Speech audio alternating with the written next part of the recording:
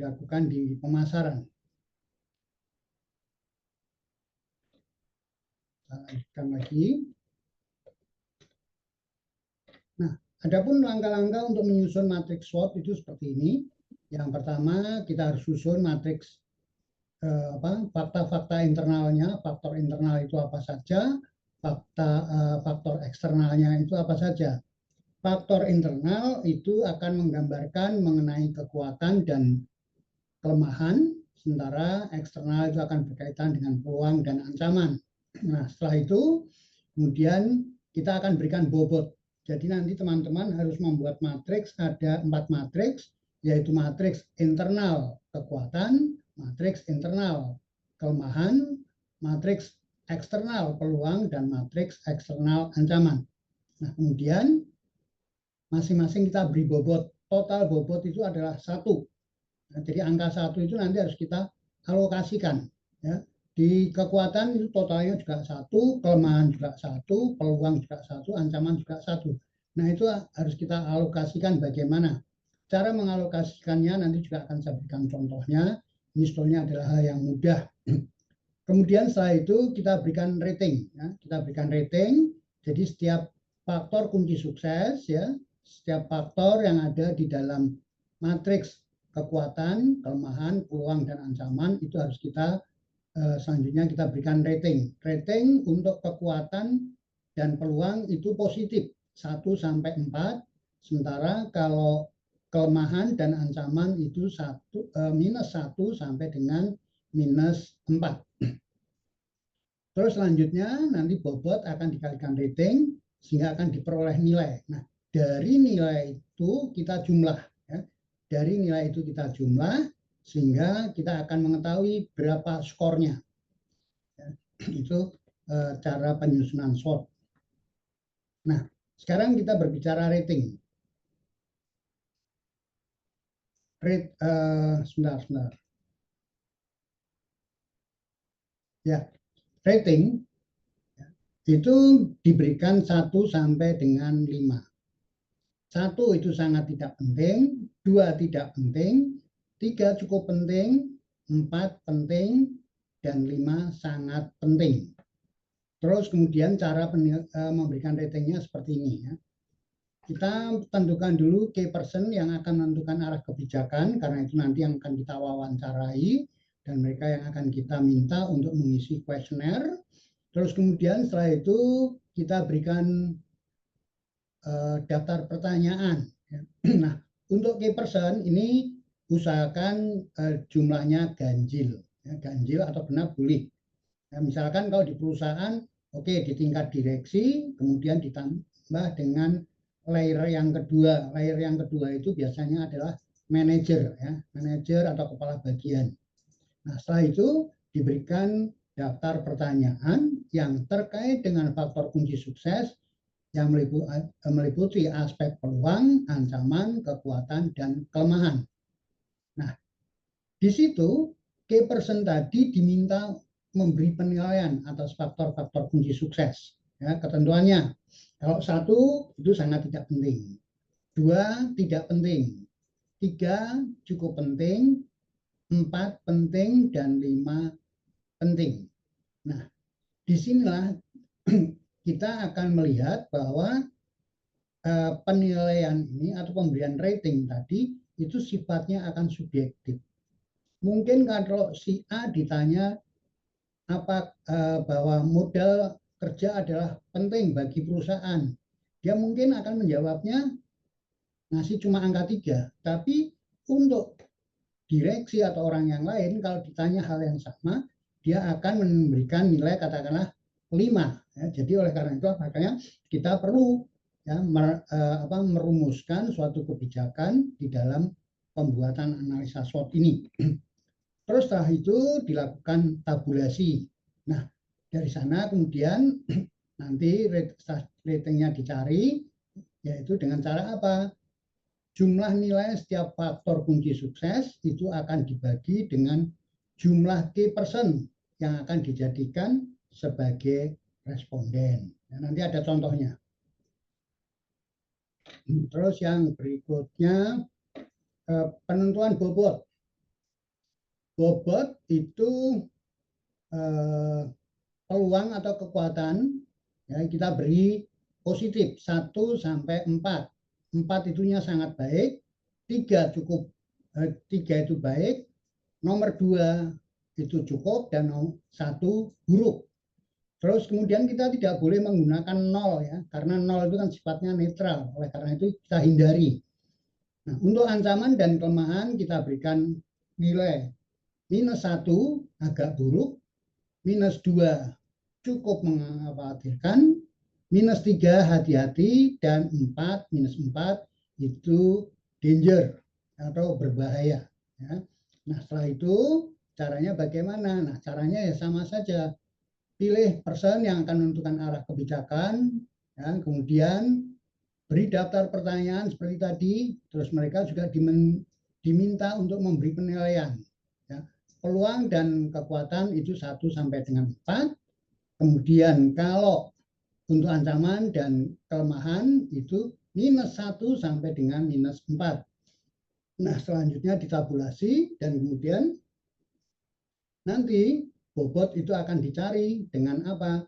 Dengan membagi jumlah nilai setiap faktor itu akan dijumlah, dibagi dengan totalnya berapa, dikalikan 1, sehingga nanti bobot itu pasti hasilnya adalah 0, sekian, 0, sekian, 0, sekian, dan kalau itu ditotal pasti akan sama dengan 1.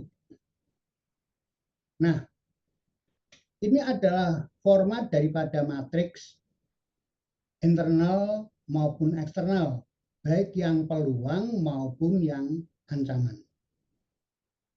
baik yang kekuatan maupun yang kelemahan. Hanya yang membedakan tadi ya, kalau ancaman dan kelemahan di ratingnya itu pasti akan minus.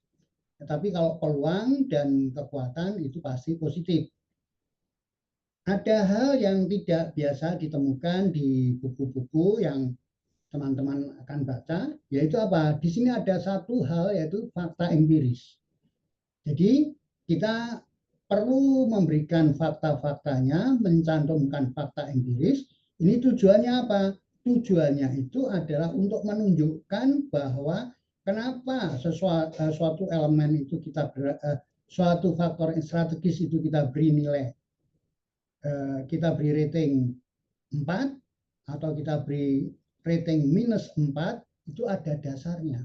Ya, jadi di sini ini ada sebagai faktor fakta empiris itu sifatnya untuk mengontrol apakah kita di dalam memberikan rating itu subjektif atau tidak. Oleh karena itu, di dalam menyusun analisa SWOT atau dalam melakukan analisis, biasanya kita akan membentuk satu tim. Boleh 3 orang, boleh 5 orang. Ya. Yang penting ganjil, ya, minimal 3 orang. Kalau sendirian tidak boleh. Ya. Karena apa? Karena nanti kalau ada faktor-faktor yang harus didiskusikan, mau diberi rating berapa dan sebagainya, itu ada dasarnya, ya, ada dasarnya dengan mempertimbangkan fakta-fakta empiris. Nah, setelah itu kita sampai kepada diagram analisa SWOT-nya. Nah, bentuknya seperti ini.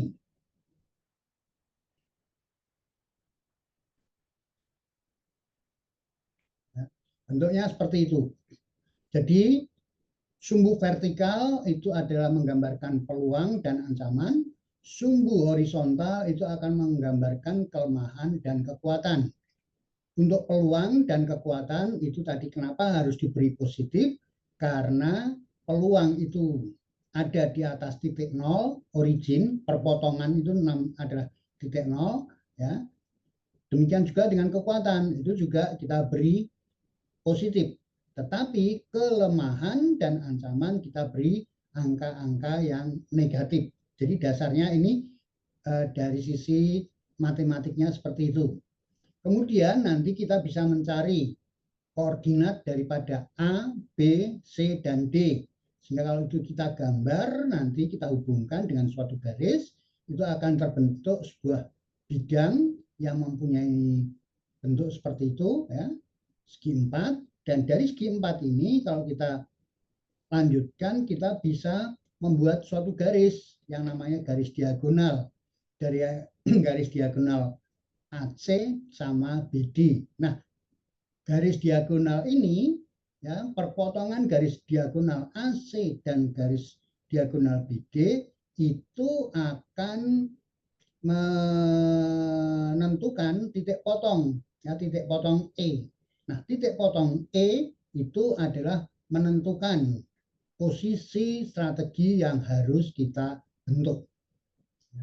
Nah, pada ini kita melihat, ya, yang di sini ini kuadran 1. Kuadran 1 dibatasi oleh kekuatan dan peluang, semuanya positif.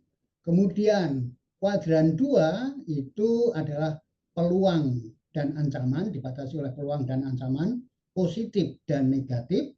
Kemudian peluang dan kelemahan, ya, itu yang satunya positif, satunya negatif. Kemudian kuadran 3 yaitu adalah dibatasi antara kelemahan dan ancaman, semua tandanya adalah negatif. Dan kuadran 4 itu adalah dibatasi dengan kekuatan positif dan ancaman itu adalah negatif.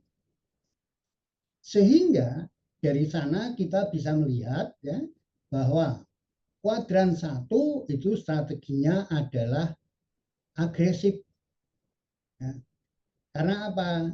Punya peluang, punya kekuatan, ya, punya peluang, punya kekuatan. Jadi strateginya adalah, strategi generiknya itu adalah agresif. Berbeda dengan kuadran 2 yang dibatasi oleh peluang dengan kelemahan positif dan negatif, maka strateginya itu adalah turn around, putar haluan. Kemudian kuadran 3 yang dibatasi oleh kelemahan dengan ancaman, masing-masing itu adalah negatif, maka strateginya adalah bertahan. Ya, bertahan. Sementara kalau di kuadran 4, ya, di kuadran 4 itu dibatasi oleh kekuatan dan ancaman positif dan negatif, maka strateginya adalah melakukan diversifikasi. Jadi dengan membuat gambar seperti ini, kita akan menentukan titik potongnya ada di mana, kita bisa langsung merumuskan, membuat suatu kebijakan. Oh, kebijakan yang harus ditempuh itu adalah seperti ini. Ya, kalau di kuadran 1 agresif, kuadran 2 turn around, kuadran 3 bertahan, kuadran 4 diversifikasi. Sekarang masalahnya implementasinya, ya, kalau tadi strategi yang umum, nah sekarang strategi yang spesifiknya seperti apa, itu yang harus kita bangun. Oleh karena itulah, makanya apa, teman-teman, yang namanya strategi itu tidak bisa dijiplak. Kita tidak bisa menjiplak suatu strategi dari perusahaan yang lain. Kenapa? Karena sumber dayanya adalah terbatas. Sumber dayanya adalah berbeda. Beda dengan taktik. Kalau taktik itu kita bisa jiplak, tapi kalau strategi tidak bisa menjiplak. Kenapa? Strategi itu orientasinya jangka panjang. Tetapi kalau taktik itu orientasinya adalah jangka pendek. Ya. Orientasinya adalah jangka pendek. Jadi sangat berbeda sekali, ya, sangat berbeda sekali antara strategi dan taktik. Sehingga tadi saya sampaikan bahwa yang namanya taktik itu bisa nyontoh, tetapi kalau strategi itu tidak bisa mencontoh. Ya. Kenapa? Strategi itu adalah perencanaan. Ya, bedanya ini saya sampaikan, ya. Kalau strategi itu adalah perencanaan. Kalau taktik itu adalah pelaksanaan. Ya. Doing. Beda antara planning dan doing itu berbeda. Kemudian kalau strategi itu berkaitan dengan skala yang besar. Sementara kalau taktik itu malah skalanya lebih kecil, ya, di bidang keuangan, di bidang pemasaran. Tapi kalau strategi itu di bidang secara keseluruhannya. Terus kalau strategi itu senantiasa berbicaranya mengapa, why, ya, mengapa. Tapi kalau taktik adalah bagaimana, ya bagaimana kita harus mengerjakan, bagaimana kita harus melakukan. Kalau tadi strategi why berarti mengapa kok kita harus begini, mengapa kok begini, mengapa kok kita harus menempuh strategi yang seperti ini. Itu adalah strategi. Terus kemudian kalau strategi itu sulit untuk di-copy, sulit untuk dijiplak karena tadi sumber dayanya antara perusahaan satu dengan perusahaan yang lain itu berbeda. Seperti yang sudah saya jelaskan minggu lalu, yang sudah saya bagikan, yaitu tentang jurnal resource based theory atau resource based view dan market based view. Nah, kemudian kalau taktik itu mudah untuk dijiplak. Dan yang bagian terakhir, kalau strategi itu adalah untuk jangka panjang, kerangka jangka panjang, 5-10 tahun yang akan datang, sementara kalau taktik itu jangka yang pendek. Jadi itu yang membedakan. Oke, kita lanjutkan.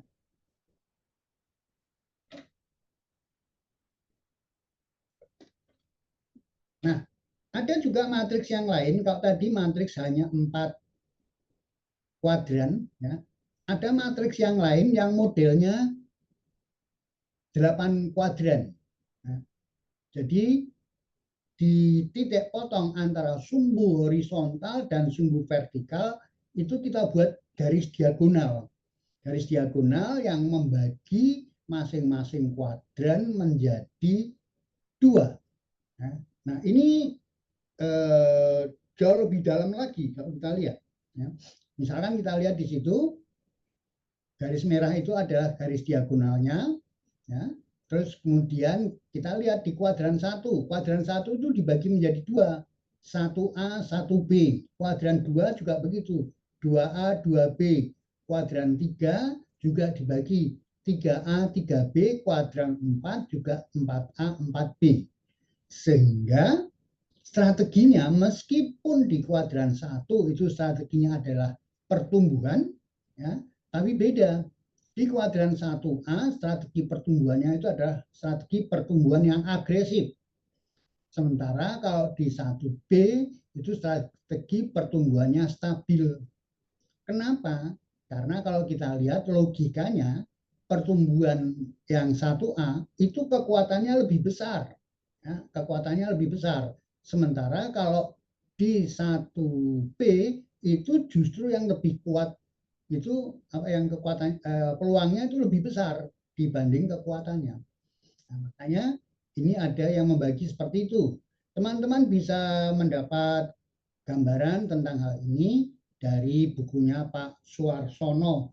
Judulnya Matriks dan Skenario dalam Strategi. Nah, judulnya seperti ini. Bukunya seperti ini. Ya. Bukunya seperti ini. Sebetulnya sama saja, tetapi cuma sekarang dibagi aja. Pak Suarsono hanya mau menunjukkan ini garis tengah ini ya, bahwa strateginya itu adalah untuk menentukan strategi yang berbeda. Walaupun sama-sama di dalam satu kuadran, tapi strateginya lebih spesifik lagi, lebih mendalam lagi. Ada juga satu lagi yang disampaikan oleh Pak Suarsono, yaitu apa? Setiap sumbu yang tadi sudah dibagi, sumbu horizontal maupun sumbu vertikal itu kita bagi, ya, dibagi lagi rendah, sedang, tinggi. Kalau seperti itu berarti nanti ada 24 subkuadran. Ya, kalau seperti itu kan lebih rigid ya.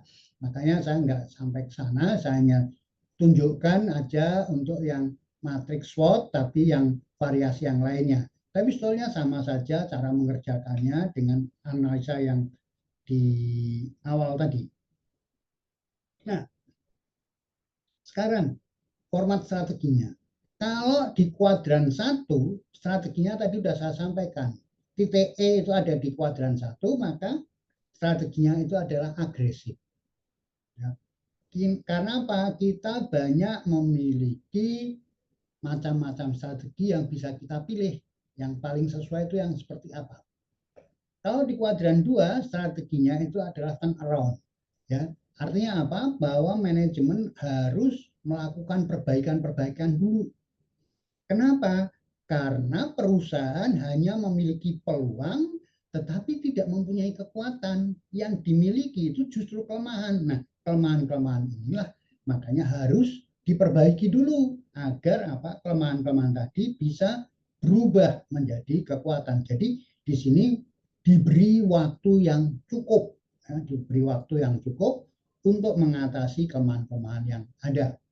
Kemudian di strategi di kuadran ketiga itu adalah strategi defensif. Artinya apa? Bahwa manajemen dihadapkan pada suatu pilihan, yaitu apa? Harus bisa melakukan efisiensi untuk mempertahankan bisnisnya, ya, untuk mempertahankan bisnisnya. Kenapa? Karena dibatasi, ya, oleh kelemahan dan ancaman, semuanya negatif. Nah, caranya bagaimana? Lakukanlah efisiensi, konsentrasi pada segmen-segmen tertentu. Kalau di pemasaran, ya, kalau misalkan di pemasaran itu ada kelas menengah, kelas atas, kelas bawah, nah mungkin kita mau konsentrasi yang kelas menengah aja, mana yang masih bisa memberikan peluang untuk mempertahankan bisnis kita dan sebagainya. Terus kemudian di kuadran keempat, kita strateginya adalah kompetitif atau diversifikasi. Oleh karena itu apa? Karena kita mempunyai kekuatan yang besar, tapi sekarang ada ancaman. Nah, disitulah makanya kita perlu melakukan bagaimana mensiasatinya. Ya, perlu ya mensiasatinya seperti apa? Apakah mungkin dengan katakanlah dengan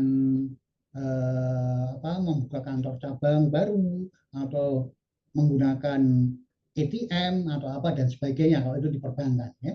Jadi itulah perbedaan-perbedaan daripada strateginya. Jadi kembali lagi bahwa yang namanya strategi itu tidak bisa di-copy, ya, tidak bisa di-copy. Tapi kalau taktik bisa. Kenapa? Karena strategi dibatasi untuk jangka panjang dan strategi itu lebih cenderung kepada yang namanya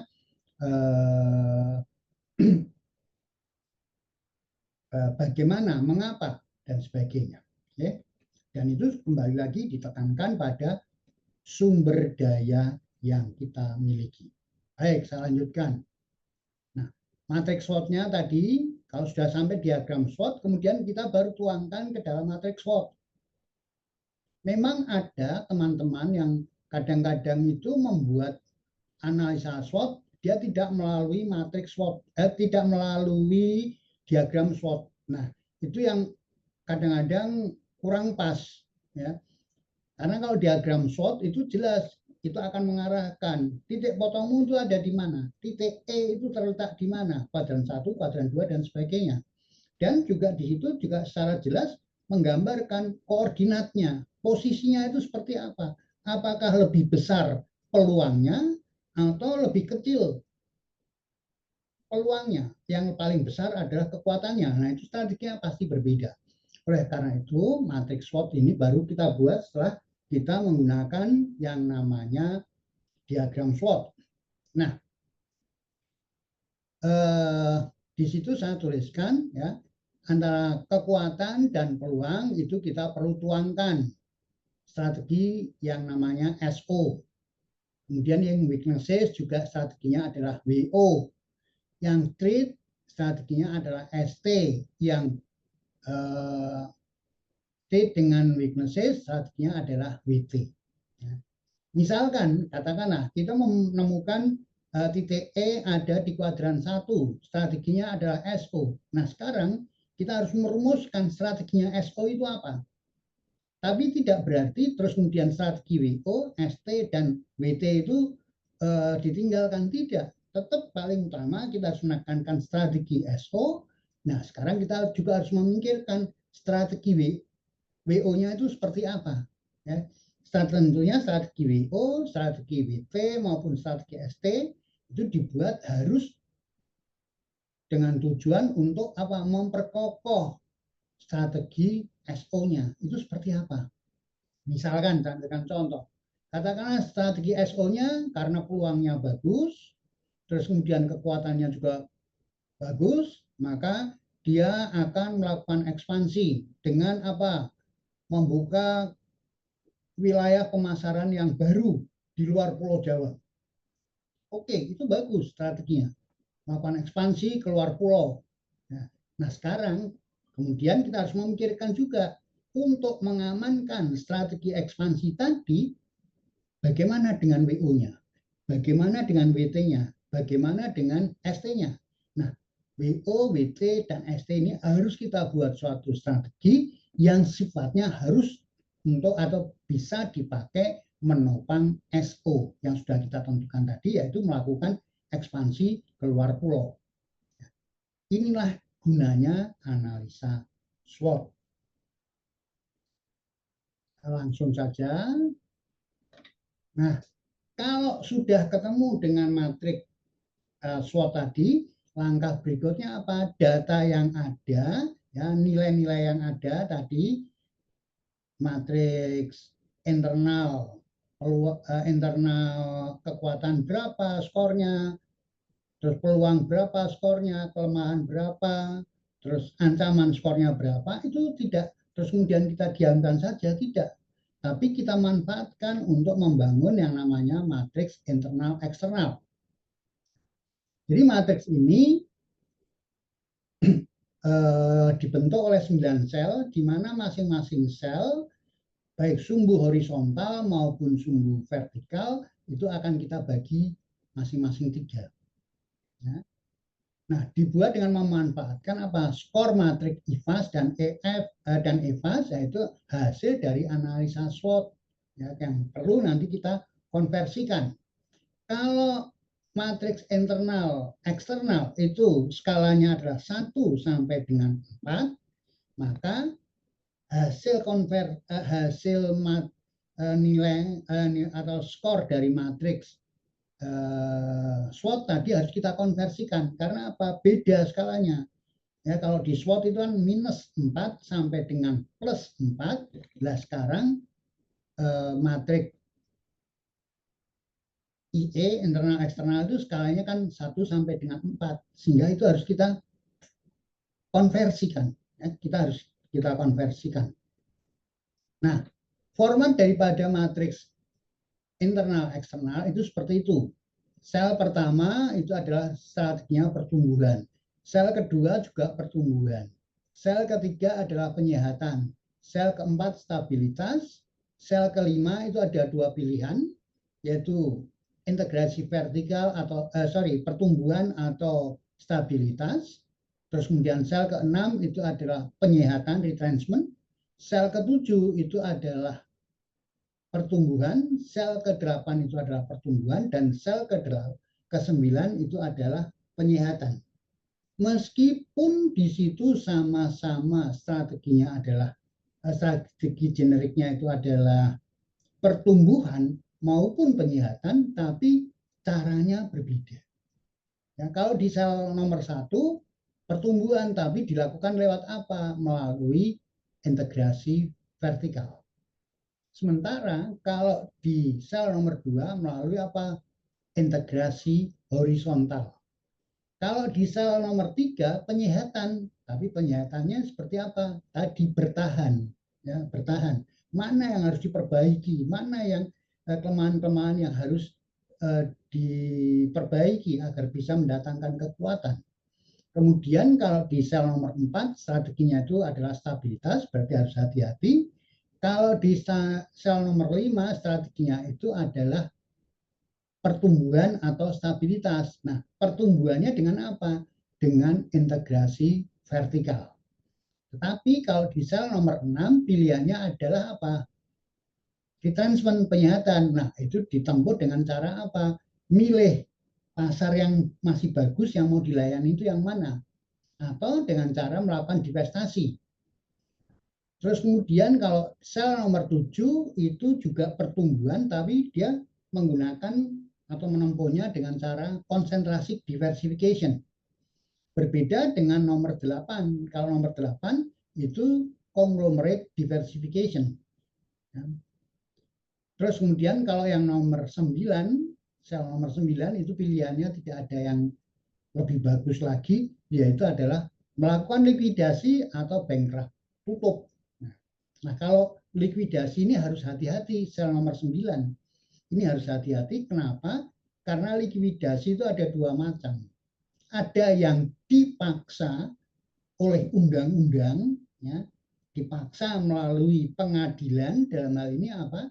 Dalam hal ini teman-teman pasti sering mengenal yang namanya dipilotkan keputusan pengadilan niaga. Nah, itu berarti adalah likuidasi yang dipaksakan oleh undang-undang. Tapi juga bisa dilakukan likuidasi secara sukarela. Artinya apa? Pengusahanya yang memang sudah melihat tidak ada upaya yang lain, ya sudah lebih baik saya tutup aja perusahaannya ini, saya jual, saya cabut semua sahamnya, saya akan keluar dari perusahaan itu, kemudian perusahaan ini saya jual, hasil penjualan itu akan saya pakai untuk melunasi hutang-hutangnya, melunasi kewajiban-kewajiban. Itu yang namanya likuidasi likuidasi sukarela. Ya. Baru-baru ini ya teman-teman sekalian, ya kira-kira kapan ya?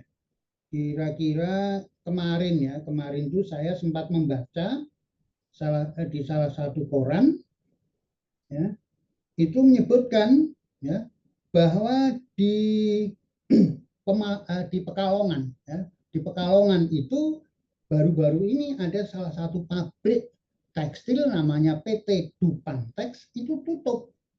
Tutup ini kenapa? Tutup karena dia terpaksa harus dilakukan likuidasi.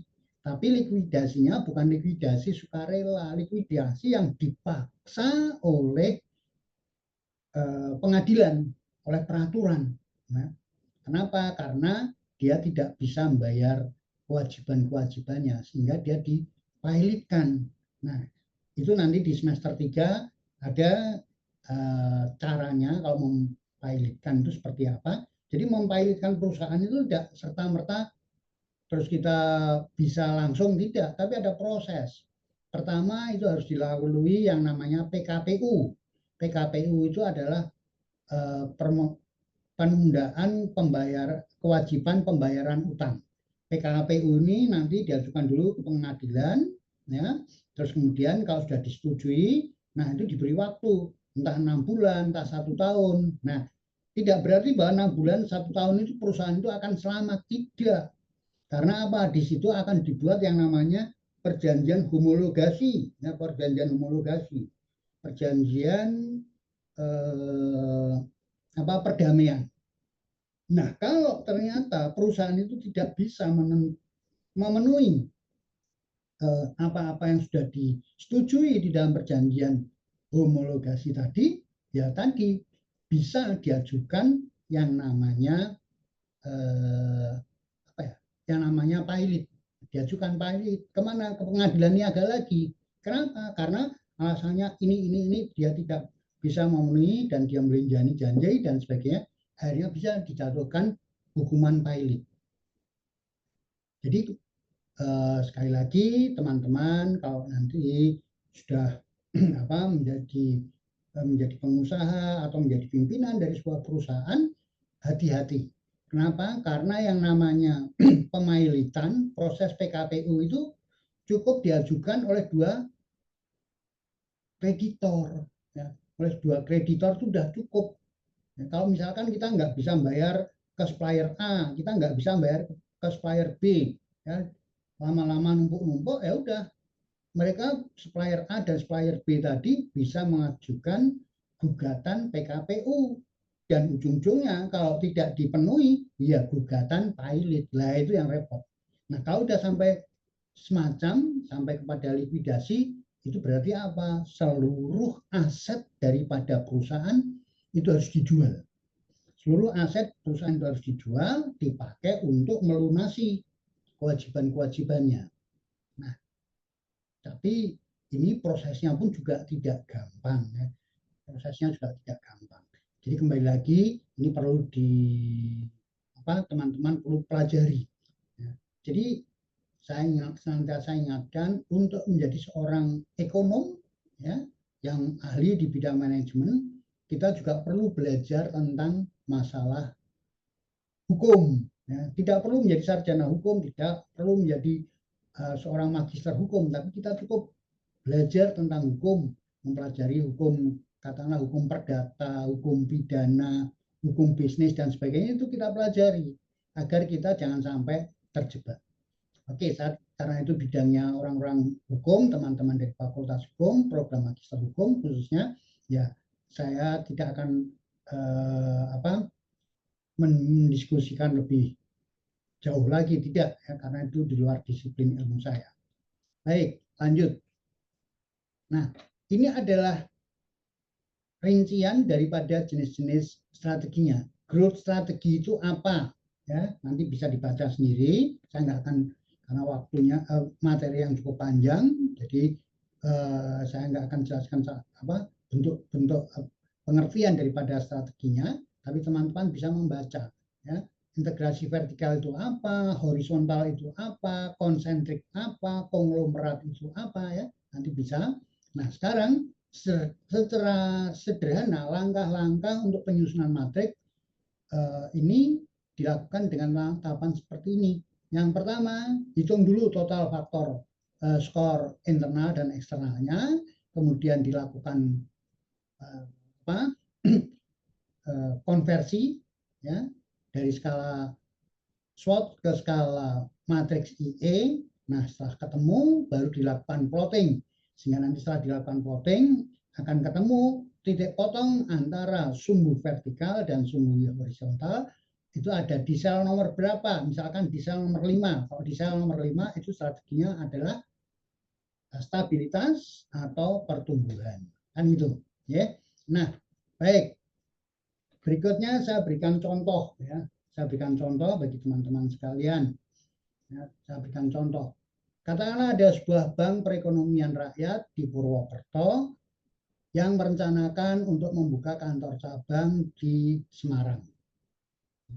Kebetulan saya menjadi salah satu tenaga ahli di sebuah BPR Group, ya, grup BPR yang ada di Semarang, namanya BPR Saudara Group. Nah, dia mempunyai usaha BPR dan beberapa waktu yang lalu ada BPR yang melakukan pembukaan kantor cabang. BPR-nya ada di Solo. Ya, kebetulan saya direksinya itu masih kebingungan. Terus kemudian dia oleh pemilik diminta untuk berkonsultasi dengan saya karena saya termasuk sebagai konsultannya di situ. Kemudian saya oke, silahkan datang ke Semarang ketemu. Kemudian saya arahkan untuk melakukan analisisnya, mulai dari analisis potensi pasar dan seterusnya sampai analisis finansial. Ya, karena dia membuka kantor cabangnya dari Solo, membuka kantor cabang di Karanganyar. Ya. Memang karena waktu itu diputuskan lebih baik dikerjakan sendiri daripada menggunakan konsultan, karena kalau bayar konsultan itu juga mahal, sekitar 50 jutaan. Nah, karena mereka tahu saya punya keahlian di situ, maka mereka kemudian minta saya untuk mendampingi. Oke, saya dampingi aja. Nah, kemudian hasilnya tentunya itu yang saya ajarkan pada teman-teman sekalian, tapi dalam format yang sudah jadi, ya, strateginya seperti apa. Ya. Cuma kalau yang tadi aslinya itu realnya ada di Solo, buka kantor cabangnya di Karanganyar, nah itu saya modifikasi, kantornya ada di Purwokerto, buka cabangnya di Semarang. Nah, yang pertama kita menentukan dulu yang namanya faktor kunci sukses. Baik untuk peluang, ancaman, terus kemudian kekuatan dan internal, kekuatan dan kelemahan itu harus kita tentukan faktor kunci suksesnya apa. Ya. Nggak usah banyak-banyak, kurang lebih sekitar 5, 8 sampai 10 lah. Ya. 8 sampai 10. Nah, setelah itu kita kalau sudah ada kemudian faktor kunci suksesnya ini, kita tentunya harus menentukan bobot kan. Nah, sekarang bagaimana cara menentukan bobotnya? Tadi sudah saya sampaikan. Pilihlah respondennya ini adalah pucuk pimpinan. Ya, misalkan ada 3 direktur, ada direktur utama, ada direktur, terus kemudian punya 3 manajer begitu, misalkan. Nah, itu kita wawancarai. Mereka kita minta untuk memberi, ya kalau peluang itu harus positif, terus kemudian kalau ancaman negatif, kekuatan positif, ininya kalau kelemahan negatif. Nah, setelah itu mereka suruh menilai pertumbuhan ekonomi nasional yang tinggi. Mungkin orang nomor 1 mengatakan, wah ini penting. Kemudian yang di sini mengatakan, wah cukup penting atau sangat penting dan sebagainya. Nah, angka-angka ini kemudian kita jumlah. Kita jumlah jadinya 12. Nah, kalau di sini komponen-komponen ini diisi semua dan sudah dijumlah, maka jumlah tadi kita total, kita total, grand totalnya itu ada 95. Nah, terus kemudian bobotnya bagaimana? Bobotnya kita tentukan 12 dibagi dengan 95 kalikan 1, ketemunya adalah 0,1263. Nah, itu kita bulatkan ke atas. Ya, mau dengan 2 angka di belakang koma atau 3 angka di belakang koma, silahkan. Itu tergantung kesepakatan. Tapi yang penting konsisten. Ya. Nanti yang kekuatan sama seperti ini, ya, yang peluang seperti ini juga. Yang ancaman juga akan seperti itu juga, kelemahan juga seperti itu. Tetapi kembali lagi, ya, penentuan bobotnya tetap sama, tetapi kembali lagi, ya, titik kuesionernya tadi ada 1 sampai dengan 5, ya, ratingnya. Terus kemudian bagaimana dengan ratingnya? Nah, kalau rating sekarang beda. Nah, kalau rating kembali lagi, misalkan pertumbuhan ekonomi nasional yang tertinggi, nasional tinggi. Nah, itu dianggap penting atau tidak? 4, oke, 4. Ya. Mungkin yang lainnya mengatakan 3, yang lainnya 2.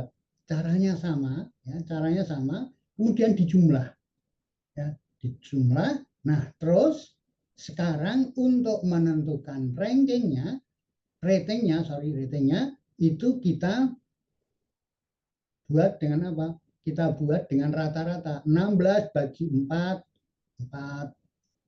13 bagi 4, 3,25. 4 itu dari mana Pak Wolus? 4 itu jumlah respondennya. Kalau respondennya 4, ya pembaginya 4. Jadi nilai rata-ratanya itu kan kelihatan. Itu. Ini sederhana sekali kok ini, sederhana. Nah, kalau itu sudah dilakukan semua, baru kemudian kita membuat matrik EVAS-nya. Itemnya tetap sama, tapi sekarang tadi kan sudah dapat bobot, dapat rating, dikalikan bobot kali rating ketemu skor, kemudian dijumlah 3,23. Di sebelah skor tadi kan ada yang namanya fakta empiris. Nah, ini yang harus kita pasang. Pertumbuhan ekonomi nasional yang tinggi. Nah, faktanya apa?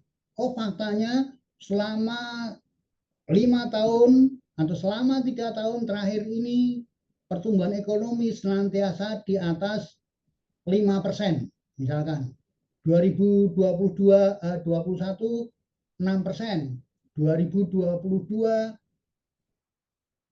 6,5%, 2023 5,5%. Nah, itu kan udah kelihatan, wah, pertumbuhan ekonominya tinggi, kelihatan ada bukti-buktinya.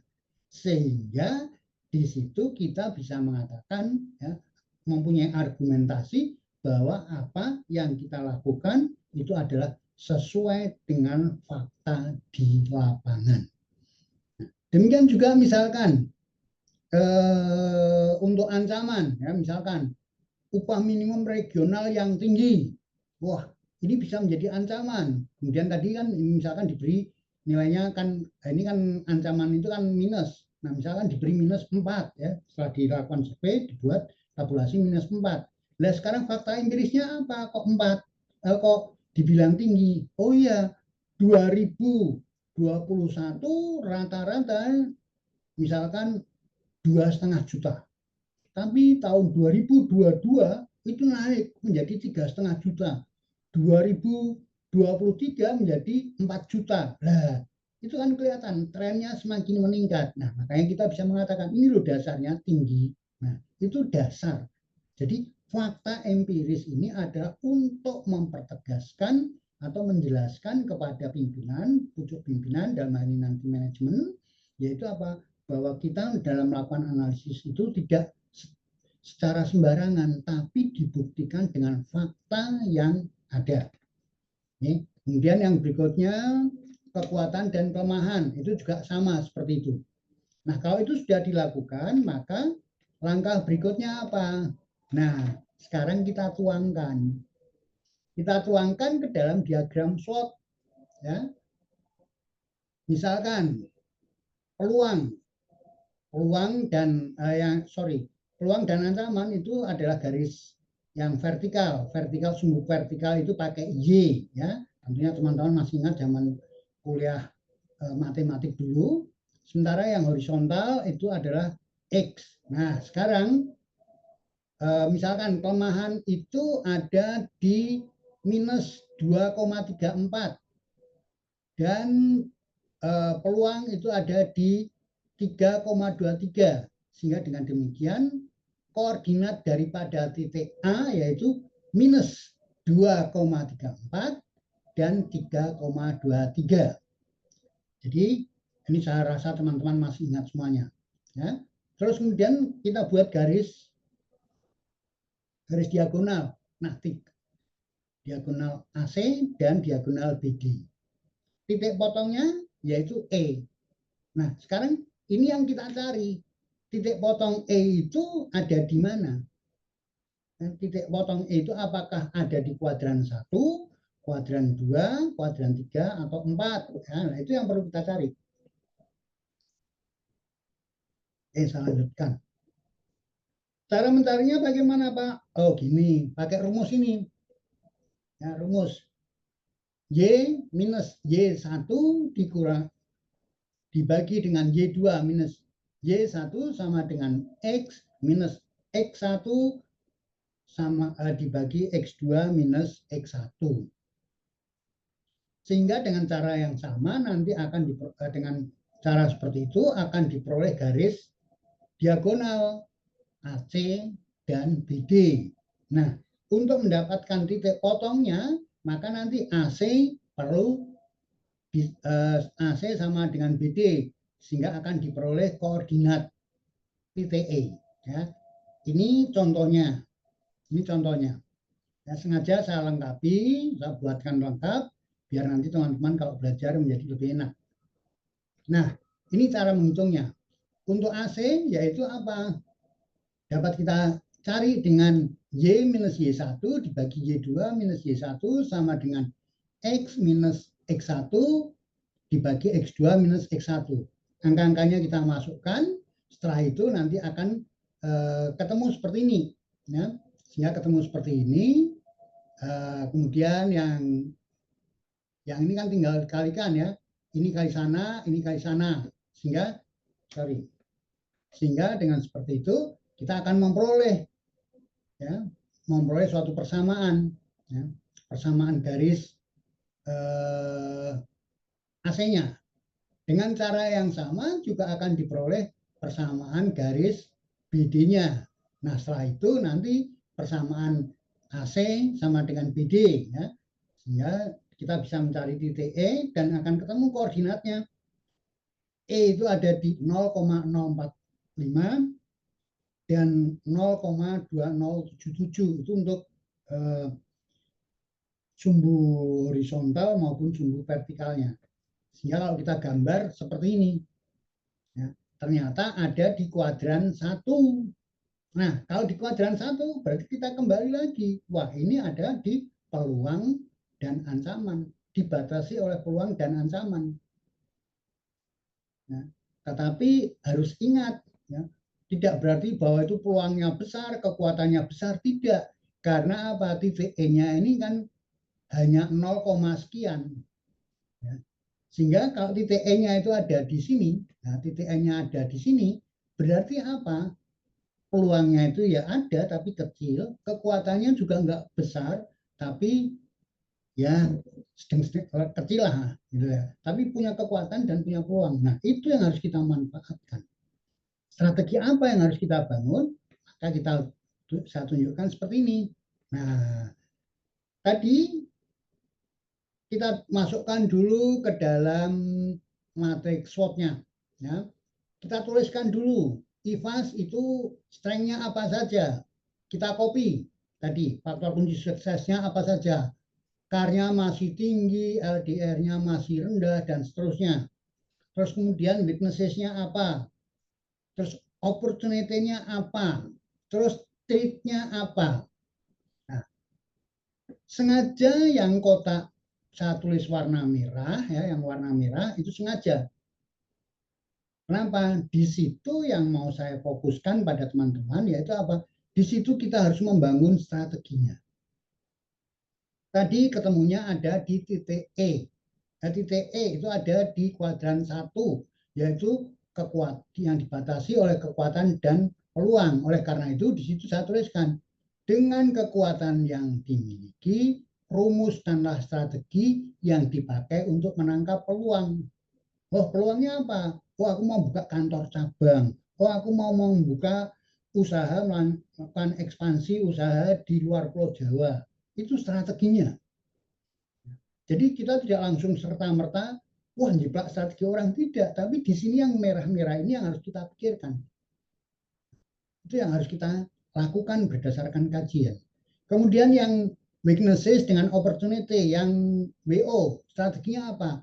Rumuskanlah strategi dipakai, rumuskan strategi yang dipakai untuk apa?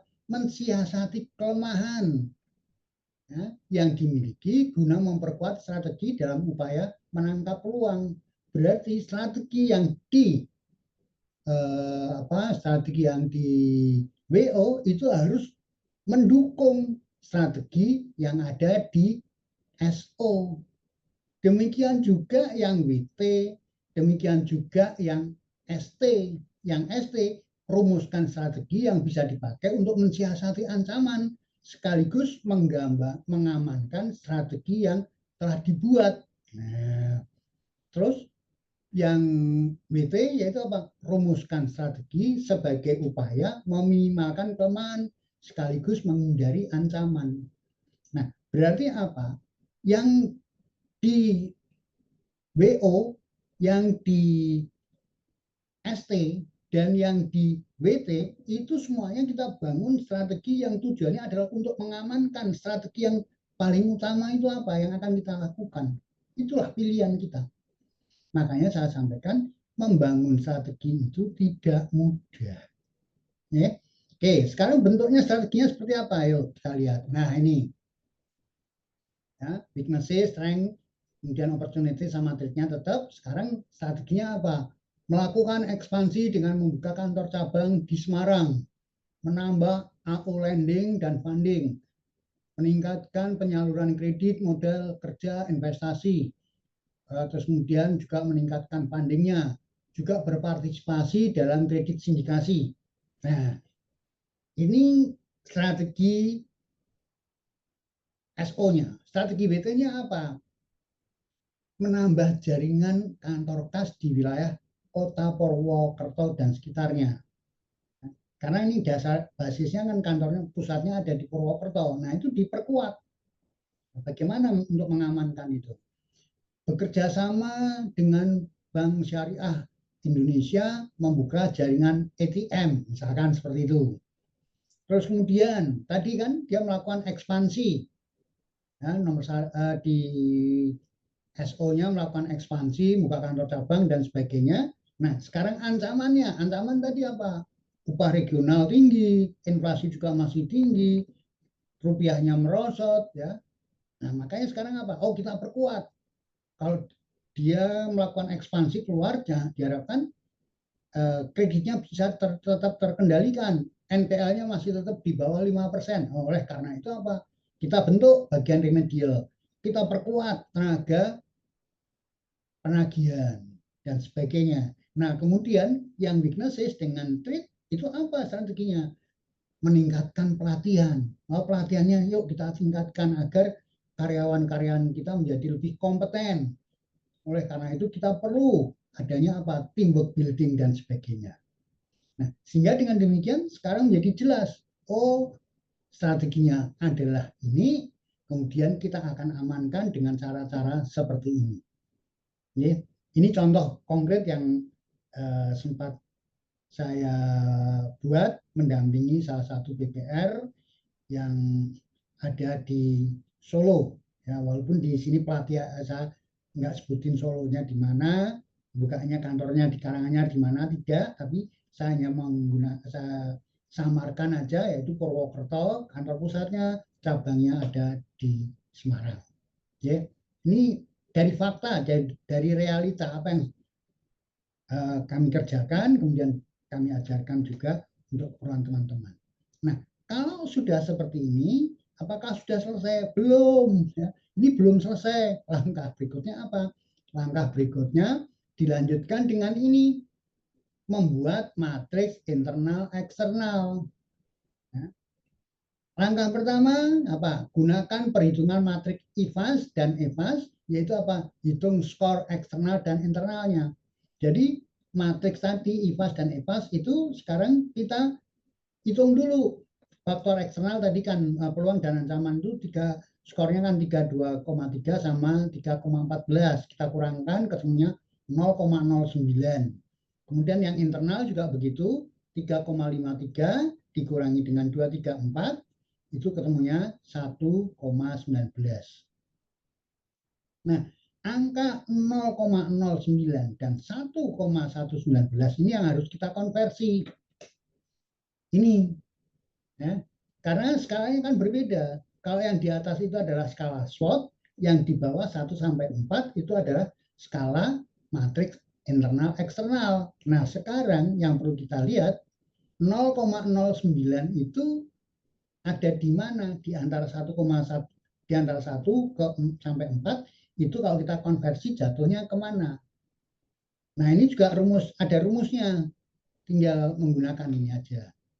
Nah, rumusnya seperti itu, 1 minus Y dibagi 1 minus 4 sama dengan minus 4, kurangi dengan 0,09, ya, kurangi minus 4, minus 4, sehingga ketemu Y-nya adalah 2,53 eksternalnya. Dengan cara yang sama, maka nanti titik X juga akan bisa dicari, yaitu internalnya di titik 2,94. Sehingga kalau sudah ketemu dua titik tadi, kita tinggal plotting kemari ke dalam matriks ini.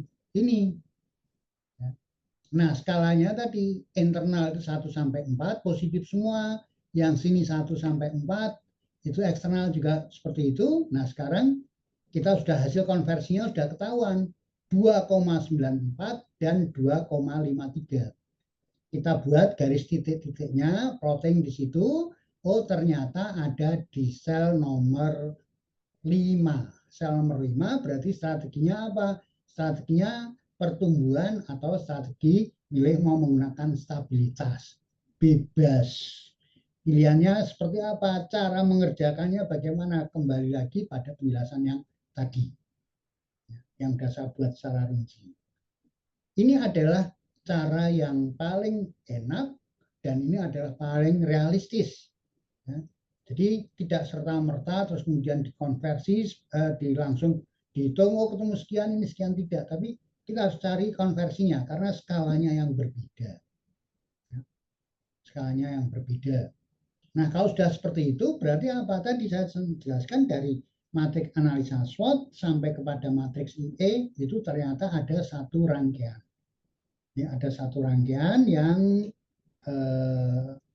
bisa kita lihat, oh urut-urutannya itu seperti ini. Urut-urutannya seperti ini. Kalau di buku saya, di buku 6 alat analisis manajemen itu saya potong-potong sendiri-sendiri. Tapi sebetulnya dalam praktek ya kita buatnya satu rangkaian seperti ini. Ya, satu rangkaian seperti ini. Sehingga nanti ini sebenarnya kalau ini sudah ini langsung kita buat lagi matriks yang berikutnya yaitu matriks space. Nanti dari matriks space setelah kita dapat 3 jenis, oh ada strateginya seperti ini, baru kita masuk kepada QSPM-nya. Untuk matriks space dan QSPM nanti minggu depan. Ya. Matriks space dan QSPM itu minggu depan. Jadi sengaja dalam satu pertemuan itu saya berikan dua bab. Dua bab itu saya jadikan satu. Dua bab saya jadikan satu. Makanya sengaja ya, saya buat runtutannya agar mudah dipelajari. Ya. Dengan melihat ini, teman-teman bisa mudah mempelajarinya. Ya, itu saja teman-teman sekalian yang bisa saya sampaikan pada kuliah kita pada siang hari ini. Ya, pada siang hari ini. Sehingga harapannya, ya apa yang sudah saya sampaikan teman-teman bisa memahami, teman-teman bisa mengerti, ya, dan itu mudah dipelajari. Ya, itu mudah dipelajari. Saya rasa seperti itu kita bisa akhiri kuliah kita sampai hari ini. Kita sudah membahas analisis lingkungan, kita sudah membahas analisa SWOT, kita sudah membahas analisa matriks internal eksternal. Nah, nanti minggu depan kita lanjutkan dengan matriks space dan matriks QSPM, ya, sehingga nanti teman-teman akan lebih runtut lagi. Ya. Terus kemudian nanti pada pertemuan yang berikutnya kita akan bahas juga matriks yang lain. Ada yang namanya BCG, ada matriks siklus kehidupan industri, dan sebagainya. Oke, baik teman-teman sekalian, sampai di sini pertemuan kita. Selamat berakhir pekan, selamat bermalam minggu, dan kita ketemu sampai minggu depan. Materi nanti saya kirim lewat WA. Terima kasih. Selamat sore. Terima kasih, Pak. Terima kasih, Pak. Selamat